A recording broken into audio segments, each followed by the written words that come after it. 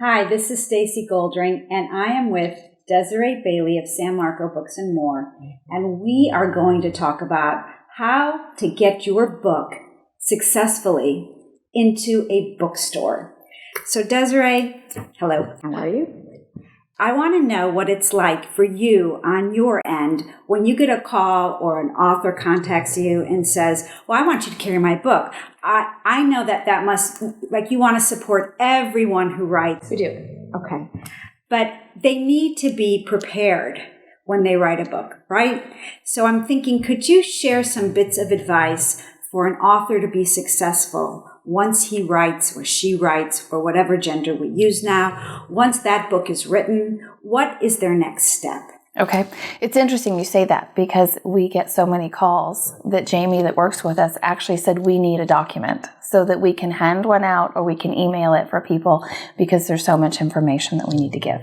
Are more people writing these days, you think? I think that more people are able to get published. Mm-hmm. And so I do think more manuscripts are actually coming into fruition to tangible books, which is good. And I also have people that say, I just have an ebook. What can you do? And I'm like, well, for the bookstore, that's a little tough.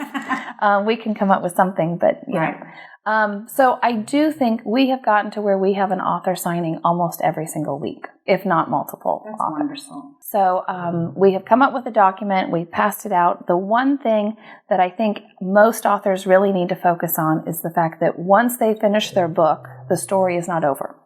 They have to continue. They have to continue writing their own story and promoting themselves and their book, because once their book is done, no one knows. So the key is, how do you get the word out? How do you let people know your book is available? Okay. You know it better than anyone else, right? You know, as the author. So it's important that they start talking about it, get into bookstores, ask for local signings.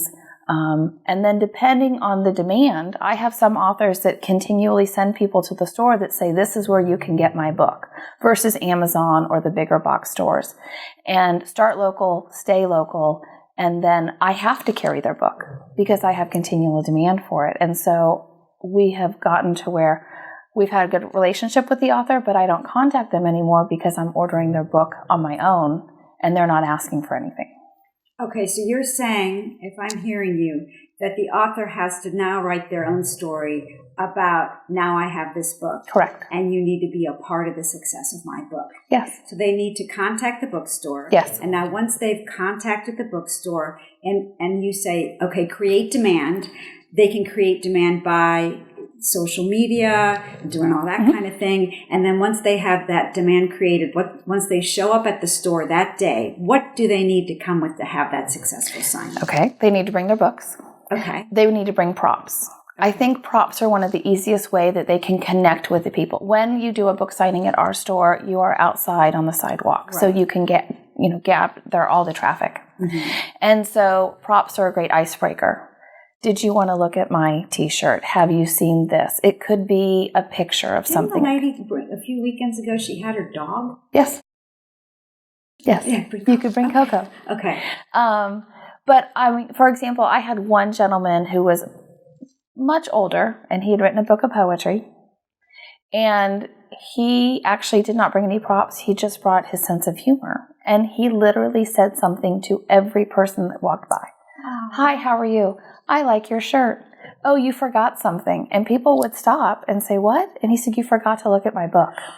Brilliant. It was all day long, and he would sell out all of his books just by the simple engagement. Right. And that's a hard thing for authors and breaking the ice and making that engagement. Because actually, most people, once they find out your story, they're just as engaged as you are. Right. And they buy the book.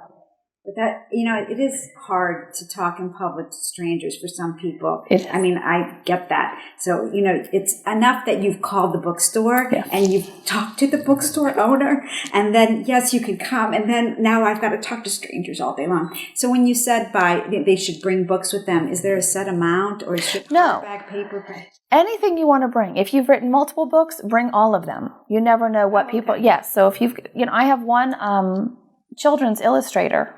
And she has not written any of them, but she's illustrated probably 40 or 50 books.